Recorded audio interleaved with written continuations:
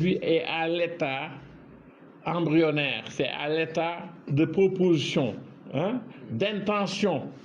Hein, le fait d'inscrire les langues nationales dans le programme, de faire également introduire l'enseignement de l'anglais, hein, d'amener l'informatique à l'école élémentaire, de professionnaliser l'enseignement supérieur, de faire donc un enseignement plus professionnalisant. Ça, c'est des innovations majeures et qui sont de bonnes orientations. Mais vous savez, une intention reste malgré tout une intention. C'est dans la pratique qu'on va pouvoir juger. Et dans ce cas, nous demandons simplement que ce régime-là corrige les erreurs du passé. Nous avons vu des régimes qui sont venus vouloir faire plus que le précédent, construire beaucoup plus d'universités, construire beaucoup plus d'universités, construire plus de salles de classe. Aujourd'hui, il faut nous arrêter et faire mieux. Faire en sorte que nos universités soient de véritables universités. Parce qu'une université gagne,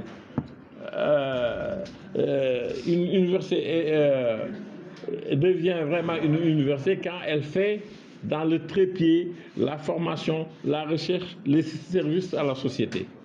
On vous a entendu dire, plaider un peu pour qu'on arrête la construction de nos universités, qu'on arrête l'élargissement du... Non, je n'ai pas dit, attendez, je n'ai pas dit qu'on arrête de créer ou de construire. Mais quelque part, je dis il faut faire mieux. Parce que vous pouvez visiter nos universités, Dakar est tout proche, vous pouvez savoir la réalité. Hein? Tous les espaces sont maintenant construits, mais j'ai vu un chapiteau prendre feu et être consumé en 15 minutes. Hein?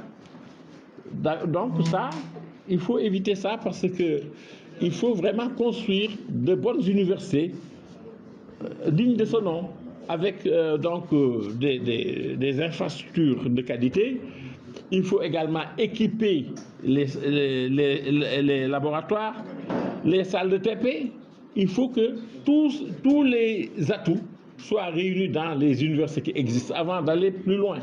À chaque fois qu'on dit qu'on a créé une université, il ne faut pas dire qu'on a créé une université et la laisser à elle-même sans infrastructure.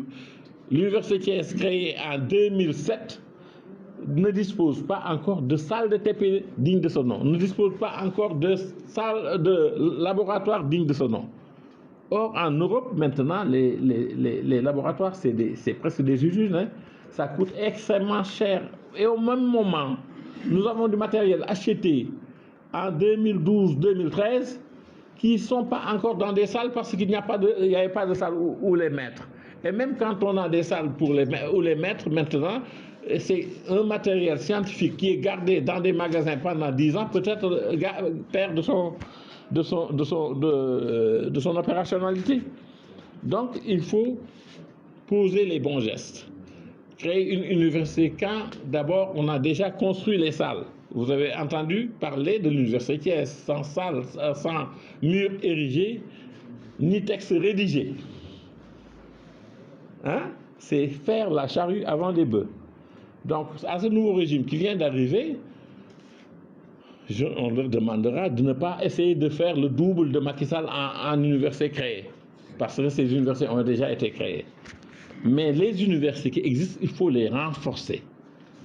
En salle de TP, en laboratoire digne de ce nom, avec des budgets pour l'année, au lieu de budget voté sur 8 mois de salaire. Vous voyez? Donc, je pense qu'il faut de l'organisation. Dans toute chose, il faut de l'organisation. Hein? Ce qu'on ne sait pas faire, c'est de veiller à ce que dans une filière, on ait toute la chaîne. Hein? C'est ça qui manque souvent. Et donc ça, on les attend à faire mieux, pas plus forcément. Plus qu'en ça, c'est nécessaire, mais pas de rajouter pour dire que tel avait fait 3 universités, j'en fais 5 ou 10.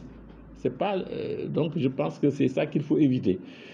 Aussi, également, nous avons des ressources humaines de qualité, des professeurs émérites. Il ne faut pas les jeter à la retraite. Ils peuvent aider à regarder les programmes, regarder où on va. Il faut éviter également les discontinuités entre régimes. Il faut que la chaîne éducative, puisque c'est le laboratoire qui forme l'homme, qui forme le citoyen de demain, ça ne doit pas s'arrêter parce qu'il y a un nouveau gouvernement. N'est-ce pas? Donc, il faut trouver des conseils, des commissions, pour veiller à ce que la chaîne ne s'arrête jamais. Et pour qu'on ait un système performant qui forme des élites de qualité.